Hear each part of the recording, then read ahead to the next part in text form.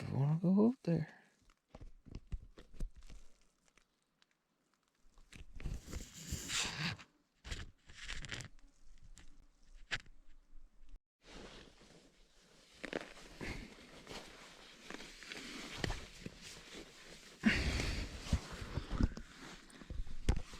Putting on my wet clothing that got rained on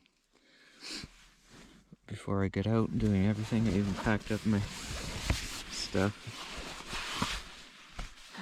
Okay, I'm gonna be very methodical about this so I don't leave anything in the grass.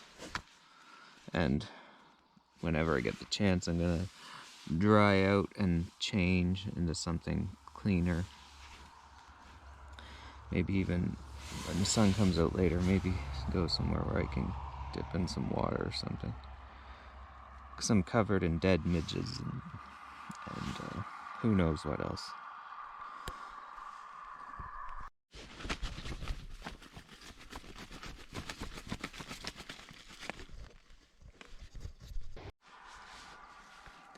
There, I'm armed to go outside. If only I had gloves or something. I'm there on my bike and that's too far away.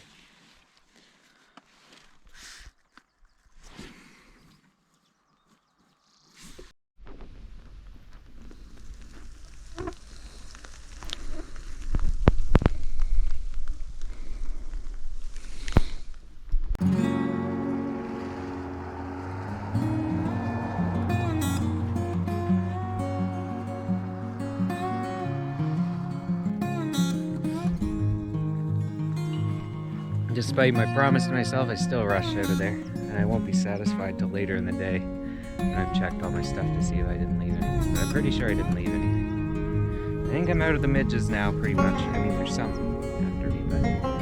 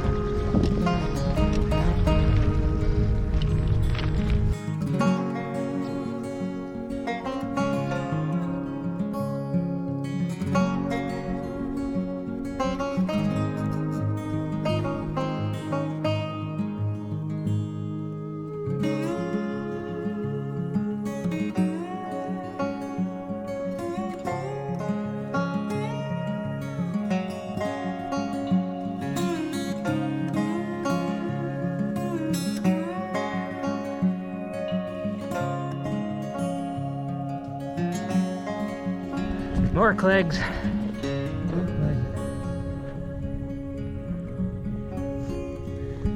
Seems like the north is ridden with bugs.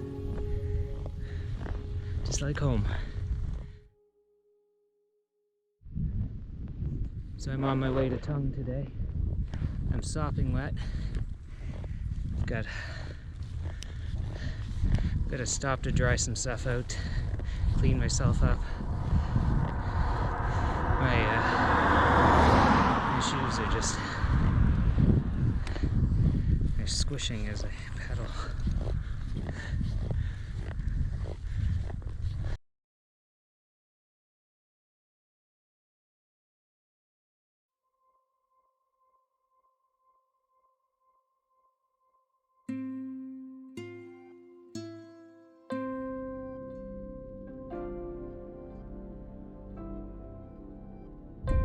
It all makes sense now, because this is all bog, like there's peat, I guess there's peat like 2 stories deep. It says it's one of the most important natural resources in Scotland. And it's a really cool view. You probably can't see on the camera, but very cool view.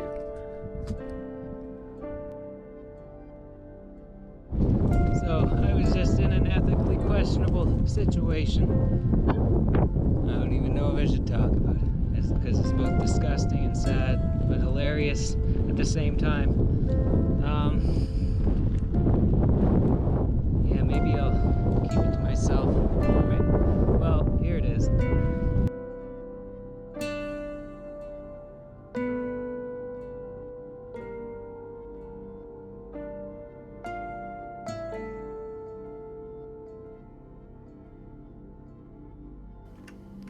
You know how you've gotta go when you gotta go. Well, of course, while wild camping and touring, nature is my place to go. So just as I'm wrapping things up, a family appears on the trail. 2 dogs, 1 kid, 1 lab. I didn't have time for a full cleanup, so I sort of improvised. Let's call it a gentle flick into the grass with a big rock. The ladies were lovely. We chatted. I tried to keep eye contact and not look at the grass or anything. When I do look into the grass, the lab is doing that kind of eating motion like the T-Rex on Jurassic Park when he's eating that goat.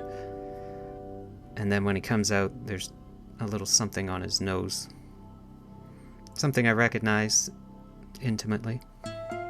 But I keep talking and smiling and nodding, hoping the kid doesn't ask any questions. I ethically didn't know what to do. I don't think anyone in their right mind would tell them what's going on. Of course, the second dog, he's not a lab, so he doesn't have the appetite, but he sure did enjoy rolling happily in the grass.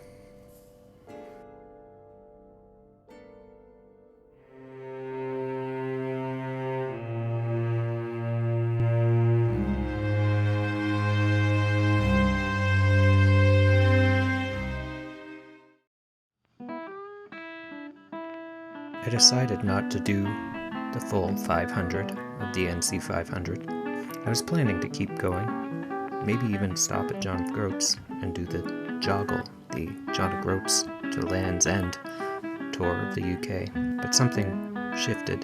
There are a few reasons. I wanted to save money for a warmer tour this winter, and home sounded restful. And the dog situation kind of tipped me over the edge. It sounds silly, but it stuck with me. I felt like a careless camper, and I'm not. Also, two Dutch guys told me that John Groat's was kind of overrated. There's nothing there other than a sign, really, and the roads got busy after that. And I felt like I had my adventure, and it was enough.